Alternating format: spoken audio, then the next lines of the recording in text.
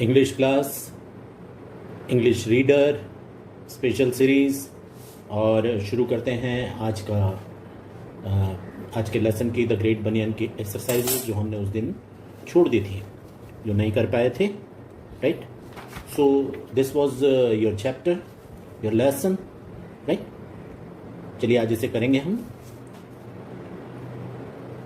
इसमें मैंने आपको ये तमाम चीज़ें बता दी थी। मैंने आपको यहाँ तक पूरा का पूरा कंप्लीट करवा दिया था। ये पेज नंबर 15 है। इसके नीचे का जो ये टेबल है, इसे अब ध्यान से आप लोगों को देखना है।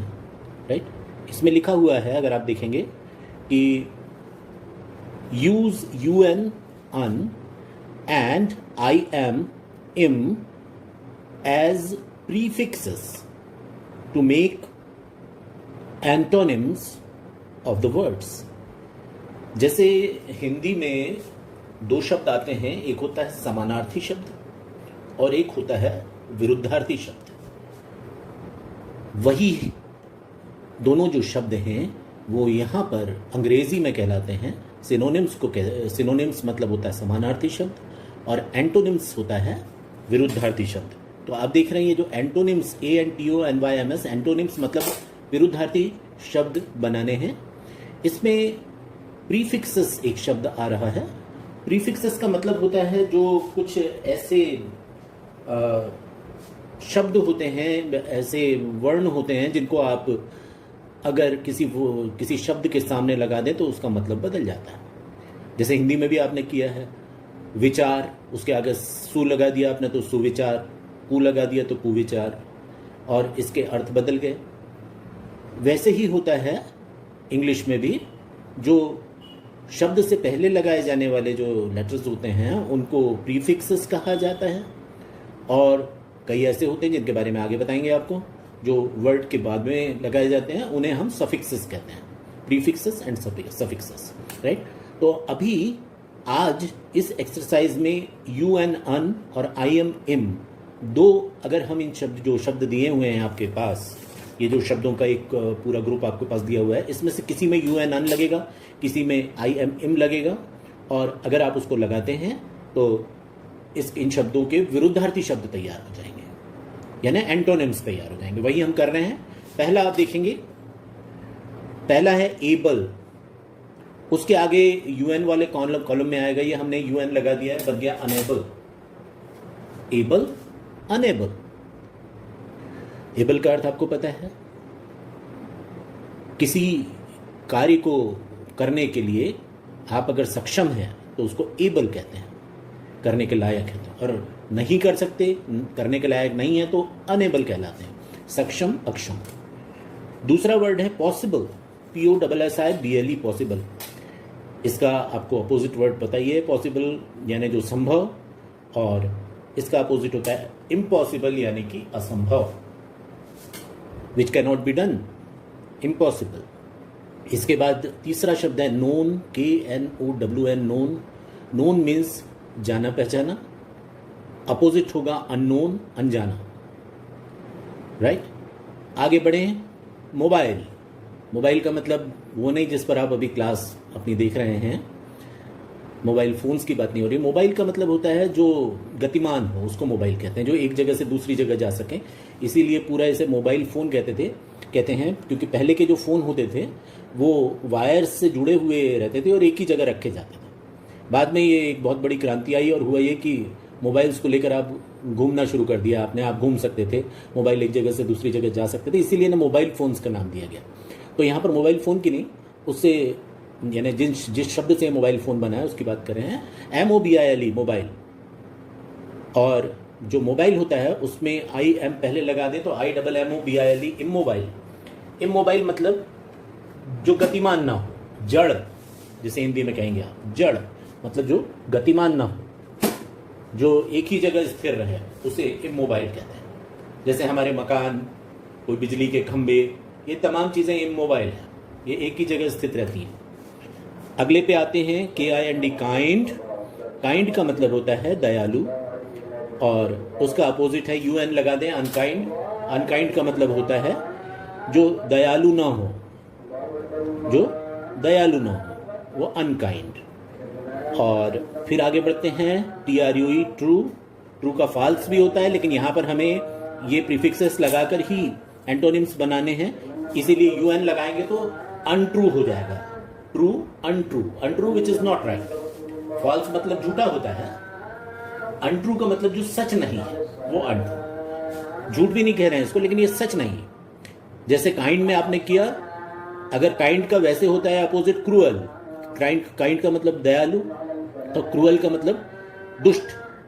लेकिन यहां पर मतलब वो नहीं है, काइंड अनकाइंड, वो दुष्ट भी नहीं है मगर वो अनकाइंड है, उसमें कोई दया वया नहीं है, लेकिन वो दूसरे का बुरा भी नहीं कर रहा है, तो उसे अनकाइंड कहते हैं। वैसे ही true, untrue which is not true. Pleasant, unpleasant, UN लगेगा इसमें। लाइन से 3 शब्द हैं जिनके आगे 3 बार UN लगाकर हमने 3 अपोजिट वर्ड्स या एंटोनिम्स बनाए, kind, unkind, true, untrue, pleasant, unpleasant. बाद के जो तीनों हैं, पोलाइट, मैच्योर और मॉरल, इन तीनों में IM लग रहा है, आप देख रहे हैं। पोलाइट से बनता है इम्पोलाइट, पोलाइट मतलब विनम्र, impolite who is not polite, जो विनम्र ना हो। मैच्योर, मैच्योर मतलब होता है कि जो सुलझा हुआ। इमैच्योर, जिसमें बचपना भरा हुआ है, वो इमैच्योर। मॉरल, उसका होता है इमोरल, राइट। तो ये आपके सामने स्क्रीन पर है, ये सारे शब्द आपने अब तक इसको कर लिए होंगे, आई होप, राइट। अब आगे आते हैं पेज नंबर 16 पर। पेज नंबर 16 हमें कुछ यहाँ पर एक्सरसाइजेस जो देखने मिल रही हैं वो हैं क्वेश्चन आंसर्स, और चलिए कॉपी में इन्हें नोट करना शुरू करेंगे। पहला जो क्वेश्चन आपसे पूछा गया है, what is the biggest of all trees, सबसे बड़ा जो पेड़ है वो कौन सा है, कौन सा होता है। सारे पेड़ों में सबसे बड़ा पेड़ कौन सा होता है, आप जानते हैं कि बनियन होता है। फिर एरियल रूट्स क्या होती हैं, what is an aerial root. ऐसे 6 क्वेश्चन किए गए हैं, इन 6 क्वेश्चंस के ये आंसर्स हैं जो मैंने आपके लिए लिख रखे हैं। तो मैं चाहूँगा कि इसको आप जरा ध्यान से नोट डाउन करना शुरू करें। मैं दोहराता जा रहा हूँ आपको। Question number 1, what is the biggest of all trees, question mark. Answer is the banyan is possibly, POSSIBLY, possibly the biggest of all trees.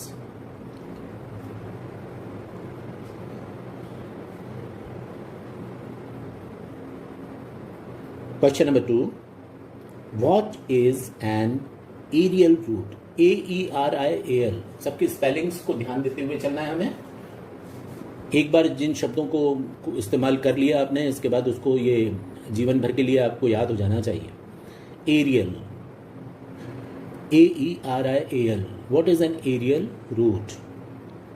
Answer बनेगा aerial roots are the roots, aerial roots are the roots which hang, HANG, which hang in the air, which hang in the air from the branches of a tree. Aerial roots are the roots which hang in the air from the branches of a tree. Aerial roots वो roots होती हैं जो पेड़ की शाखों से हवा में लटकती रहती हैं। लिख लीजिए, लास्ट में फुल स्टॉप लगाना है जब सेंटेंस कंप्लीट हो जाए तो।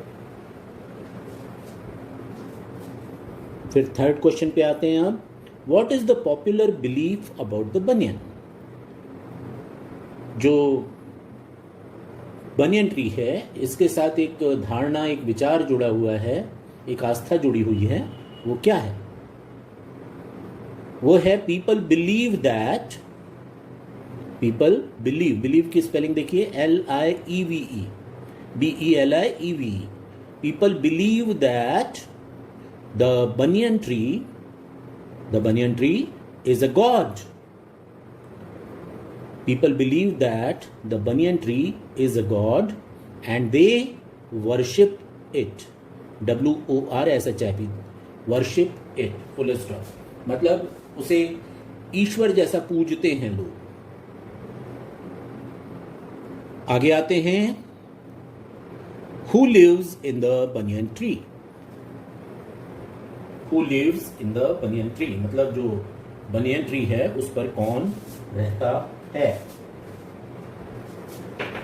आपके सामने पूरी लिस्ट लिखी हुई है। Many varieties, VARIETIES, VARIETIES, many varieties of birds, comma, insects, comma, squirrels, SQUIRRELS, squirrels, comma, monkeys, MONKEYS, monkeys, etc मतलब etcetera.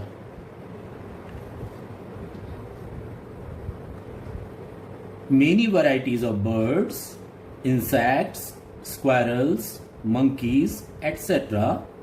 live in the banyan tree. Live in the banyan tree. This is the answer. Question number 5 पे आएंगे। Why is the banyan called comfortable and hospitable? बरगद को बहुत आरामदायक और बहुत दोस्ताना, अपने दोस्ताना मैंने आपको बताया था। हॉस्पिटेबल का मतलब होता है जो अपने घर आने वाले मेहमानों का बहुत स्वागत वगैरह करता है, जिसे आप मेहमान नवाज कह सकते हैं। तो ये कहा जाता है बरगद को। ऐसा क्यों?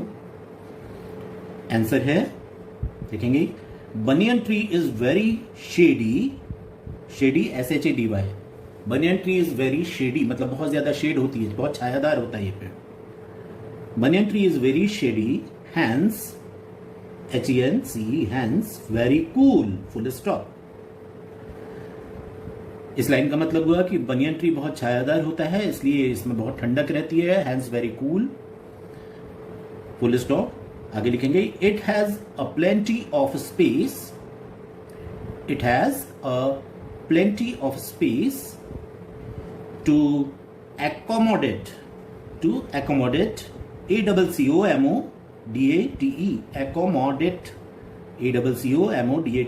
accommodate.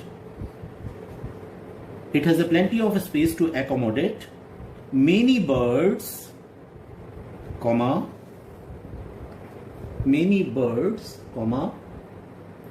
insects, INSECTS, insects, and mammals, MAMMELS, and mammals, full stop।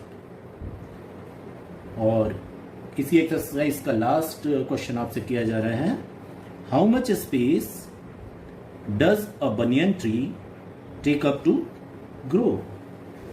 आपसे पूछा जा रहा है कि एक बनियन ट्री कितना स्पेस लेता है। How much space does a banyan tree take up to grow. बढ़ने के लिए, ग्रो करने के लिए एक बनियन ट्री को कितने स्पेस की जरूरत पड़ती है। मैंने आपको बताया इसका answer. A full grown banyan tree, answer लिखवा रहा हूं, a full grown banyan tree takes up as much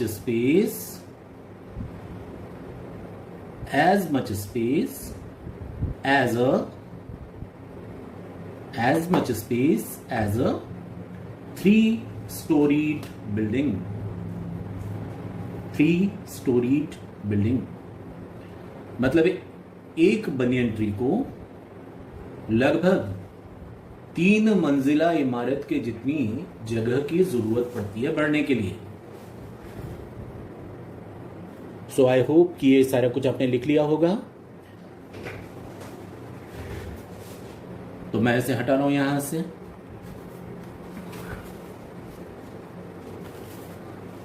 अब भाई आएंगे हम हमारे अगली एक्सरसाइज बी पर। Read the following statements and mark true और फॉल्स।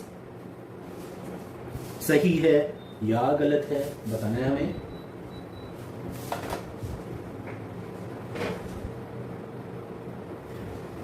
पहला आपसे पूछा है कि there are many banyan trees around us, क्या हमारे आसपास ढेर सारे बनियन ट्रीज हैं? हमने पहली बात की थी कि ये पेड़ बड़ा विशाल होता है, बहुत जगह की ज़रूरत पड़ती है, यही वजह है कि ये बनियन ट्रीज हमारे आसपास ज़्यादा देखने नहीं मिलते। गांव में एक हाथ बनियन ट्री हर गांव में देखने मिल जाता है, जो पूजा पाठ वगैरह के पर्पज़ से जिसे रखा जाता है। तो क्या हमारे आसपास बहुत सारे बनियन ट्रीज हैं? नहीं है, तो इसीलिए इसका आंसर होगा फॉल्स। यहाँ पे मैंने लिख रखे हैं, जो फॉल्स है उसके लिए एफ, जो ट्रू है उसके लिए टी। सेकंड पूछा है the banyan tree has aerial roots, क्या बनियन ट्री में एरियल रूट्स होती हैं? जी हाँ, होती हैं। ये स्टेटमेंट सही है, ट्रू है, इसलिए हमने टी लिख दिया है। इसके बाद आपसे पूछा जा रहा है it is not always very cool, dark and shady beneath the banyan tree, banyan tree के नीचे ज्यादा ठंडक नहीं होती, अंधेरा नहीं होता और छायादार भी नहीं होता। क्या ये सही है? फॉल्स, गलत है ये, तो एफ लगा देंगे उसके आगे। अब आते हैं many creatures live in the banyan tree, बहुत सारे जीव जंतु बनियन ट्री पर रहते हैं। सही है ये, ट्रू, तो टी लिख देंगे सामने। अगला the map butterfly leaves her eggs in the leaves, एक आपको बताया था एक बटरफ्लाई होती है जिसका नाम होता है मैप बटरफ्लाई, ये अपने अंडों को बनियन ट्री में देती है और वहां से चली जाती हैं, ये अंडे से बच्चे अपने आप निकलते हैं, तो ये बात सही है, इसलिए ट्रू लिखा। अगला है a banyan tree is regarded as a god, banyan tree को ईश्वर जैसा सम्मान दिया जाता है, ये क्या सही है? लोग इसको भगवान मानते हैं, क्या सही है? जी हाँ, ये सही है, तो banyan tree is regarded as a god, yes. तो हमने इसे कंप्लीट कर लिया। अब आगे आते हैं complete the sentences given in table A with those given in table B. अब यहां पे देखिए, टेबल ए ये वाला है, टेबल बी नीचे वाला है। टेबल ए में 2 सेंटेंसेस दिए हुए हैं, राइट, और इसमें जैसे a child who was afraid of going to the jungle said, एक बच्चा जो जंगल जाने से बहुत डरता था वो कहता है, राइट। और सेकंड है about the banyan he said, और बनियन के बारे में वो कहता है, क्या कहता है वो ये लिखा। और यहां पर नीचे 2 वाक्य हैं, पहले I am the plant is TOO मतलब very, young big, to be planted near हूं, to go to the jungle. अब इसके मीनिंगफुल हमें सेंटेंस बनाने हैं। पहला है कि एक बच्चा जिसको बोले अगर आप कि तुम जंगल में जा सकते हो क्या, तो जंगल में जाके जाने से डरता है, तो इस वजह से वो क्या बहाना बनाएगा, क्या आपसे कहेगा? ये वाक्य बनेगा I am too young to go to the jungle, I am too young to go to the jungle. यहां पर इस जगह पे ये वाक्य आएगा। A child who was afraid of going to the jungle said I am too young to go to the jungle. अभी जंगल वंगल जाने के लिए तो भाई मैं बहुत छोटा हूं, मेरी उम्र बहुत कम है, वो ये नहीं बताएगा कि मैं डरता हूं, वो बताएगा कि मैं अभी तो बहुत छोटा हूं, अभी से जंगल कैसे चले जाऊंगा। और बनियन ट्री के बारे में वो क्या कहेगा?